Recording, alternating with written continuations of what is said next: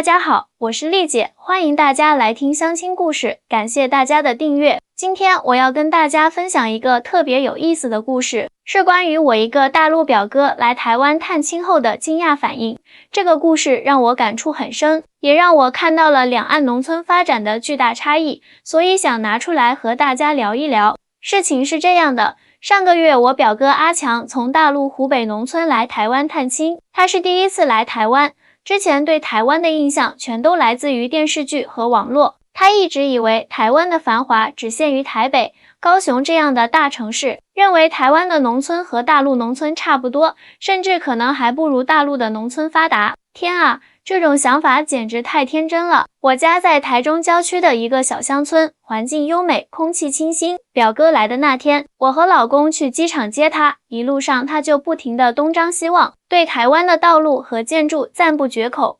哇，丽姐，台湾的马路好干净哦！而且路边的花草树木修剪得那么整齐，太厉害了。表哥坐在车里，像个好奇宝宝一样，把头伸出窗外张望。我笑着说，这只是普通的省道而已，等到了我们村子，你再好好看看。当我们的车驶入乡间小路时，表哥更是惊讶得合不拢嘴。乡间小路两旁是整齐的树木和花丛，道路平整宽敞，没有坑洼不平的地方，路边还有专门的自行车道和人行道，人车分流，秩序井然。这真的是农村吗？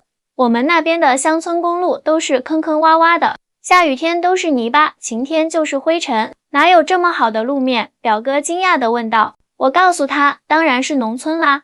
台湾的乡村建设很早就开始重视了，基础设施都很完善。当车子开进我家所在的村子时，表哥更是彻底震惊了。我们村子虽小，但规划得井井有条，每家每户的房子风格各异，但整体协调，门前都有精心打理的小花园。村子中心有一个公共活动广场，旁边是图书馆和社区活动中心。不会吧，你们村子里还有图书馆，还有这么大的活动中心？我们那边县城都不一定有。表哥瞪大了眼睛，我笑着解释，这是我们社区的图书馆和活动中心，平时大家可以来这里看书、聊天，周末还会有各种文化活动和课程，老人家可以来这里下棋、打太极，小朋友可以参加绘画班、音乐班。太夸张了吧？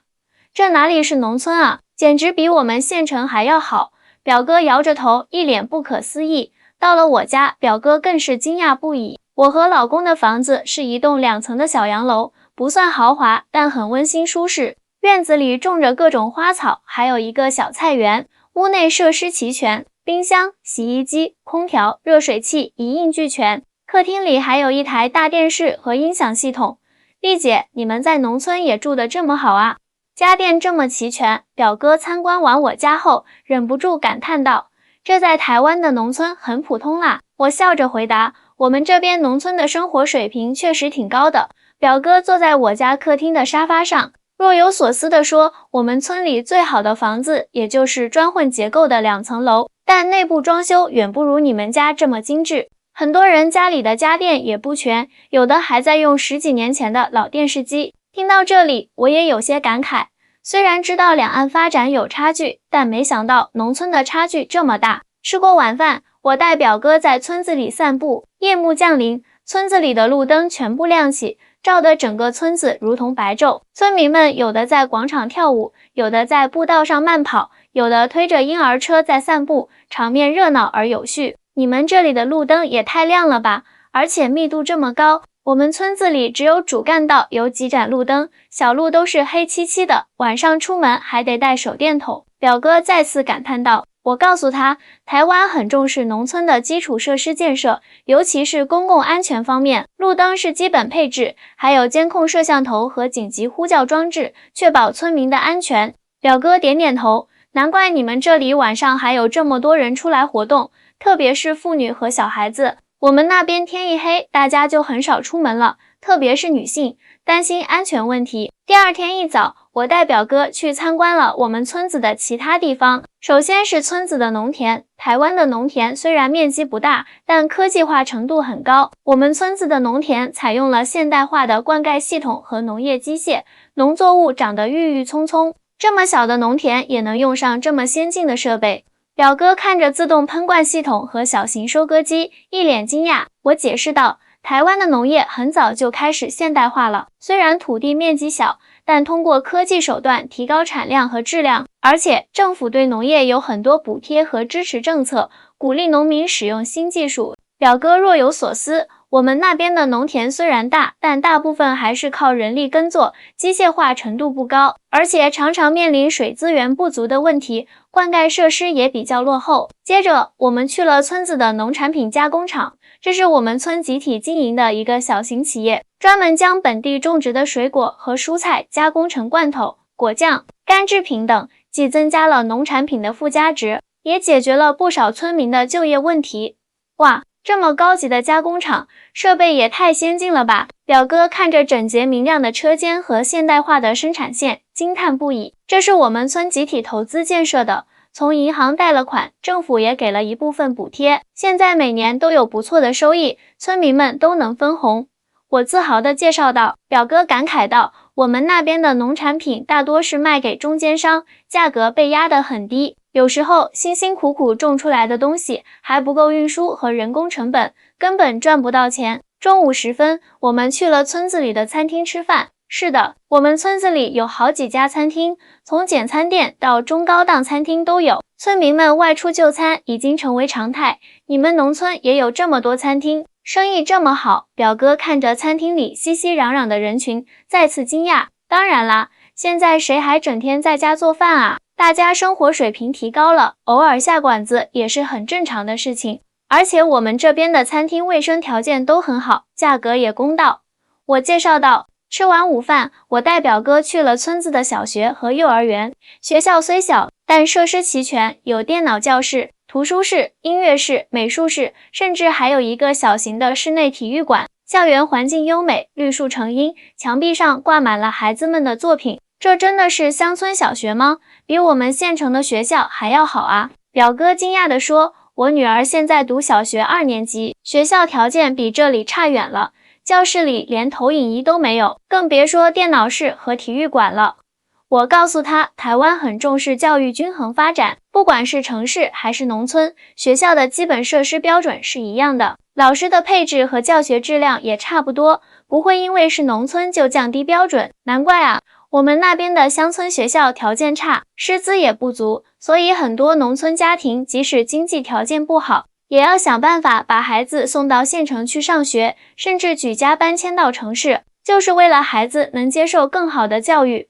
表哥说起这事，语气中充满了无奈。听了表哥的话，我不禁感到一阵心酸。两岸农村的教育差距，直接影响了下一代的成长和发展机会。下午，我带表哥去了村子附近的农产品直销中心，这里汇集了周边村庄的各种新鲜农产品，由农民直接销售给消费者，省去了中间环节。中心内部整洁明亮，每个摊位都有统一的招牌和价格标签，农产品的品质和安全信息也一目了然，这简直比超市还要正规啊！表哥惊叹道。我们那边的农贸市场环境差，卫生条件也不好，买东西还得讨价还价，根本不知道食品安全有没有保障。我解释说，台湾对食品安全很重视，农产品都要经过检测才能上市，而且政府鼓励发展这种直销模式，既保障了消费者的权益，也让农民获得了更多的利润。接着，我们去了村子里的医疗站，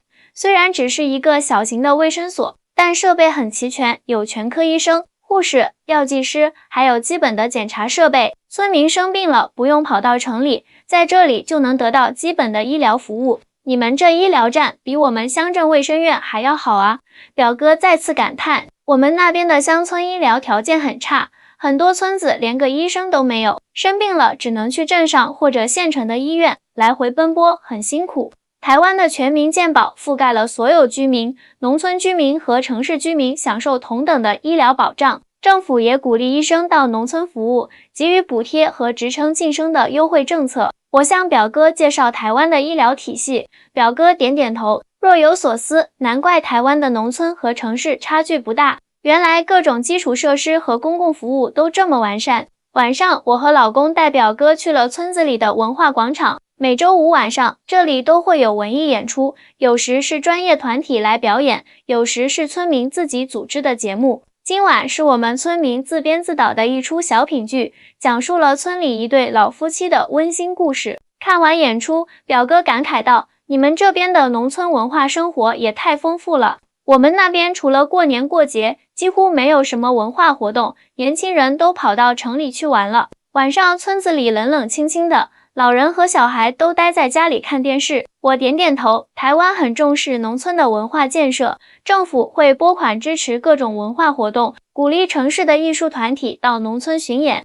这样不仅丰富了农村居民的精神生活，也促进了城乡文化交流。回家的路上，表哥一直很安静，似乎在思考什么。突然，他拉着我的手，压低声音悄悄问道：“丽姐，你能不能帮我介绍一个台湾女孩？认真的，我真的很想娶一个台湾老婆。”这突如其来的请求把我吓了一跳。阿强，你怎么突然有这个想法？你不是已经结婚了吗？我惊讶地问道。表哥叹了口气，说：“我和我老婆感情一直不好，早就分居了，准备离婚。我这次来台湾，除了看你们，也是想看看有没有机会重新开始生活。”我没想到表哥会有这样的想法，一时不知道该如何回答。但他接下来的话更让我心酸。表哥眼神里带着一丝哀伤，继续说道：“你不知道我们那边农村的生活有多艰难，特别是对女人来说。自从结婚后，我老婆每天除了照顾孩子，老人还要下地干活，没有任何自己的时间和空间。村里的年轻女性几乎都想方设法嫁到城里去，留下来的日子都不好过。我看到你们这边的农村女性生活那么精彩丰富，有工作，有社交圈，还能参加各种活动，和城市女性没什么区别。而且你们这边的男人也会分担家务，尊重女性，这种生活环境太令人向往了。”听到表哥这番话，我的心情很复杂。作为一名红娘，我接触过不少因为生活环境和价值观差异而导致婚姻不幸的案例。两岸的农村女性生活确实存在很大差距，这也是很多大陆农村男性难以找到结婚对象的原因之一。阿强，婚姻不是解决环境问题的手段，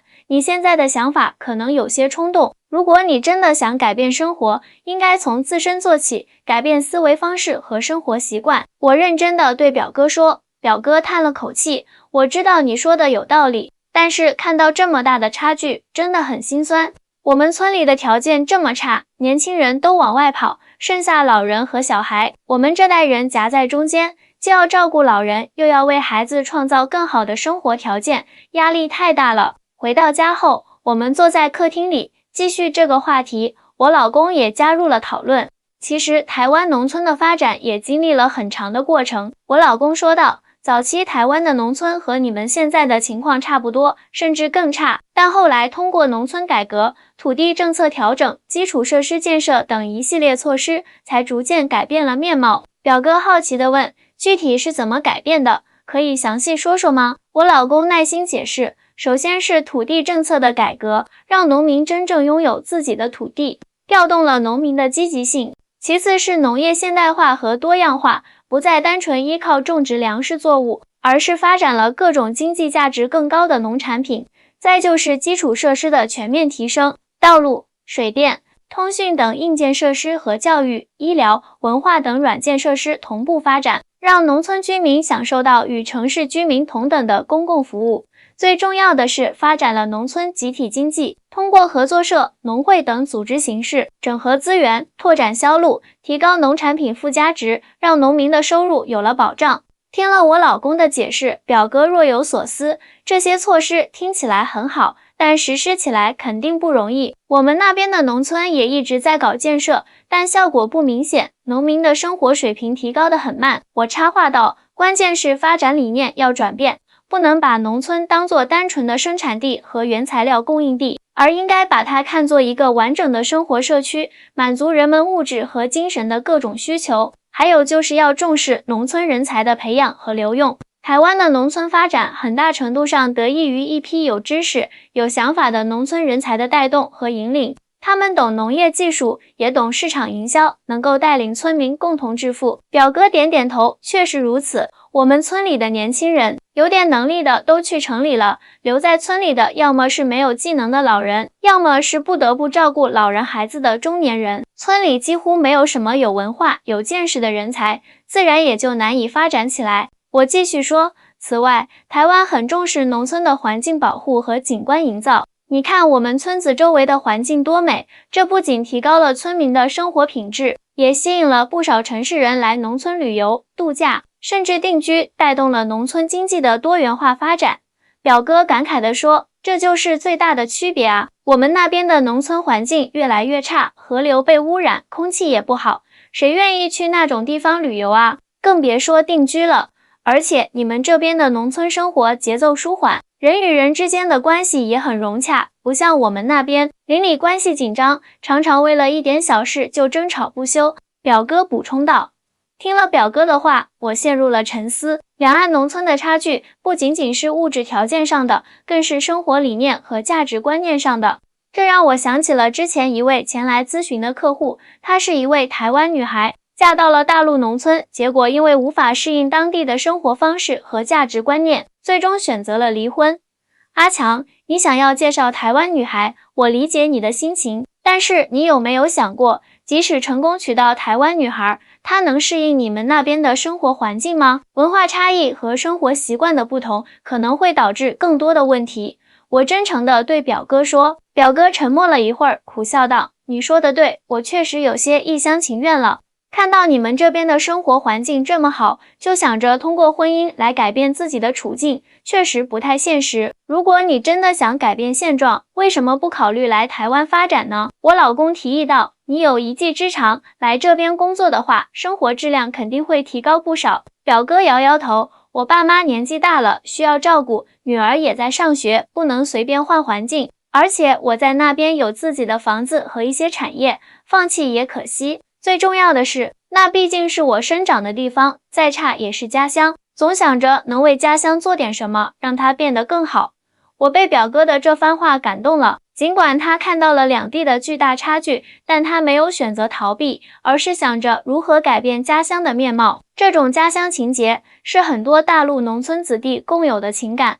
那你有什么具体的想法吗？准备怎么改变你们村的现状？我问道。表哥思考了一下说，我这次来台湾就是想学习一些经验，看到你们这边农村发展的这么好，我想回去后可以尝试一些新的思路，比如发展特色农产品，提高附加值，或者利用我们村靠近山区的优势，发展一些生态旅游项目，吸引城里人来消费。这些想法很好，我老公鼓励道，台湾的许多农村就是通过发展特色产业和农村旅游，实现了转型升级。你回去可以先做个示范，带动周围的村民一起参与，慢慢改变大家的观念和做法。表哥点点头，眼中闪烁着希望的光芒。是啊，我一个人的力量虽然有限，但总要有人迈出第一步。看到你们这边的成功案例，我更有信心了。第二天，我带表哥去参观了村子附近的农村民宿。这些民宿大多是由农民自己的房屋改造而成，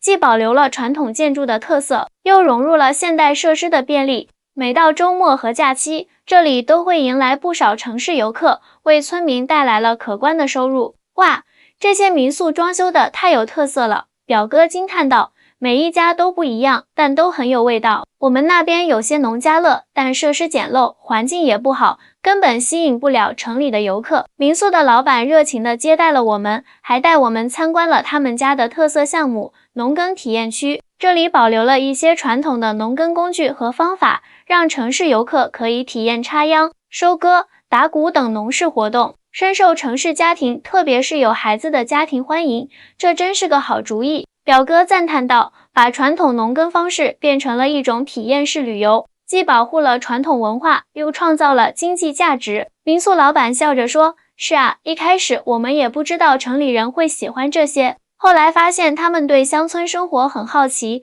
特别是那些从小在城市长大的孩子，对农村的一切都充满了新鲜感。于是我们就想，何不把这些日常的农事活动包装成体验项目呢？没想到效果这么好，关键是你们这边的自然环境保护得好，空气清新，水质也干净。表哥感慨道，我们那边的环境污染太严重了，河水都是黑的，谁愿意来体验啊？民宿老板点点头，环境确实是基础。我们村几年前也进行了环境整治，关闭了一些污染企业，修建了污水处理设施，现在河水干净了，空气也好了，这才能发展乡村旅游。表哥若有所思，看来环境治理是第一步啊。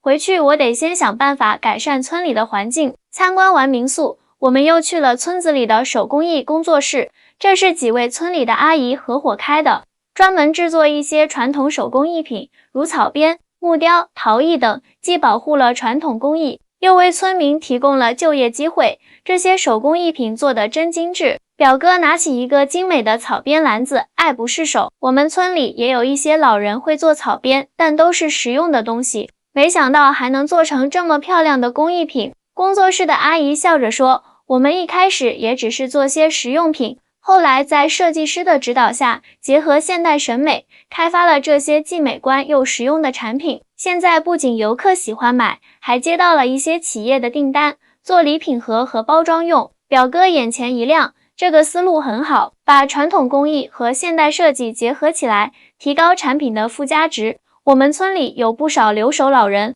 如果能组织起来做这样的手工艺，既能增加收入，又能丰富生活。中午，我们在村子的有机农场餐厅用餐，这家餐厅的食材全部来自农场自己种植的有机蔬菜和水果，新鲜健康，吸引了不少城市消费者。这菜的味道真鲜美。表哥吃着农家菜，赞不绝口，完全是原汁原味，没有任何添加剂的感觉。餐厅老板骄傲地说，我们的蔬菜全部是有机种植，不用化肥农药，采用传统的农耕方式和现代的有机农业技术相结合，虽然产量不高，但品质有保证，卖的价格是普通蔬菜的好几倍。表哥点点头，这也是一条路子啊。现在城里人越来越注重食品安全和健康，有机农产品肯定有市场。我们村的土地还算干净，可以尝试发展有机农业。餐厅老板补充道，关键是要建立自己的品牌和销售渠道。我们有自己的包装设计和品牌标识，还开发了网上商城，可以直接面向消费者销售，省去了中间环节，保证了利润。网上销售这块我们还真没做过，表哥有些担忧。我们村里的年轻人都外出打工了，留下的老人不懂这些新技术，可以请专业的电商公司来帮忙啊。我建议道，现在有很多专门做农产品电商的团队，他们有经验，知道怎么包装和推广农产品。表哥眼睛一亮，对呀，我怎么没想到这点？回去我可以联系一些电商团队，看看有没有合作的可能。下午，我们参观了村子的社区照护中心，这是专门为村里的老人提供日间照料和健康管理服务的场所。中心内设有休息区、活动室、健身区和医疗室，老人可以在这里聊天、看书、参加各种兴趣班和健康讲座，这简直太先进了。表哥看着设施齐全的照护中心，啧啧称奇。我们那边的老人要么跟着子女住在城里，要么就是一个人孤零零的留在农村，根本没有这样的服务。中心的负责人介绍说，这个中心是政府出资建设的，运营经费一部分来自政府补贴，一部分来自老人的服务费。我们聘请了专业的护工和医护人员，为老人提供全方位的照顾。这样的服务在城市也是很贵的吧？农村老人能负担得起吗？表哥问道。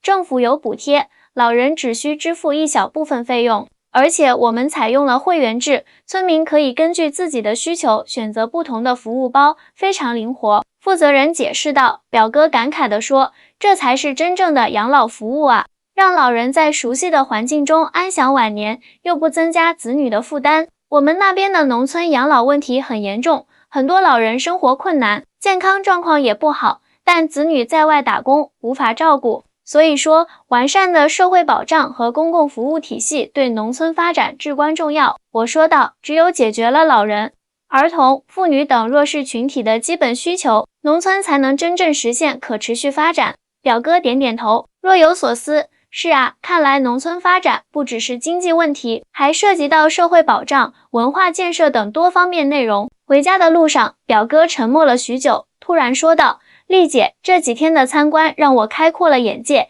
也更加清楚了自己该怎么做。我不再想着通过娶台湾女孩来改变自己的生活，而是要把精力放在改变家乡的面貌上。你能这么想，我很高兴。我真诚地说，其实两岸农村的差距也是发展阶段和政策导向的差异造成的。大陆的农村也有自己的优势，比如土地资源丰富，劳动力成本低，只要找对方向，一样可以发展得很好。希望我的分享能让大家更加了解两岸农村的差异，也希望这个故事能给那些正在为家乡发展而努力的人一些启发和鼓励。无论是台湾还是大陆，农村都是我们共同的根，关注农村，发展农村，是我们共同的责任。好了，今天的故事就分享到这里，感谢大家的收听，我是丽姐，我们下期再见。